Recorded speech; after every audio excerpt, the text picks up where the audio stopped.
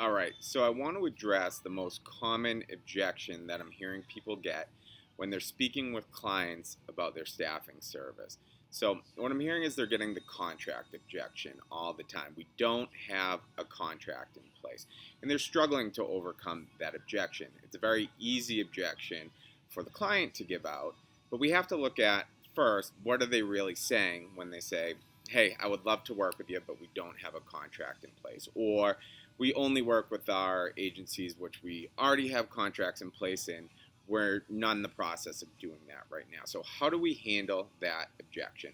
Now, typically when we get that objection, it's going to be towards the end of the call. We've got time to get our pitch out. We've talked about our service, what we can do for them, their current situation, but the roadblock at the end is we don't have a contract in place. So what they're really saying here when they give you that objection is, I don't want to work with you. I don't want to take the time or effort to get this contract in place. So when you get that objection, we do want to deflect a bit at first. And what we're going to do is, instead of just answer that question, we're going to say, that's okay. I understand I'm not talking about that right now. But tell me this, contract aside, does everything I've said make sense to you right now? So because they're so stuck on that contract objection, and you've probably done a good job pitching them of your service, they're going to come back to you and say, yeah, sure it does. But unfortunately, again, the contract, they're going to go back to that objection. And now we have them right where we want them. So now we're going to address the objection. And since we know and we believe that they're just saying, hey, I don't want to take the effort to work with you, we want to dig in a little bit as the first step. So we're going to ask, well, what steps does it take on your end to get a contract in place? And they're going to tell you it has to go to legal for review. They'll send back revisions, and that's the entire process. And right now, they just don't have time for that, which is fine. Let's think about who the contract is really protecting. The contract is an outline of basic responsibilities for how the relationship should work between you. And so I would tell them that as well. And when you're doing that, say there's three options we can do, because I don't need the contract in place, but if you feel more comfortable or your process is to have that contract in place, then here's what we can do. One, I can send you the contract right now and we can walk through it together. That is the ideal scenario. It allows you to present everything for what it is. Like I said, a basic outline of responsibilities of each side. You go through, hey, these are our responsibilities to you, these are your responsibilities to us, we hit on payment terms here, and you walk through everything and paint it the way that you want it to be painted. When someone gets a contract, they typically think the person sending is trying to press their process across on the other person. So we want to alleviate that. We want to break down that wall and show them what it is. It's a bunch of terms that honestly never come into play.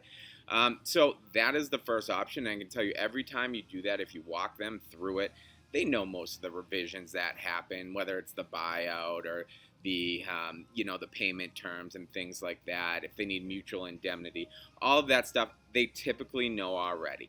But if you walk through it with them, it really makes it easy to translate your contract into simple terms for them and show them, hey, this is perfectly transparent.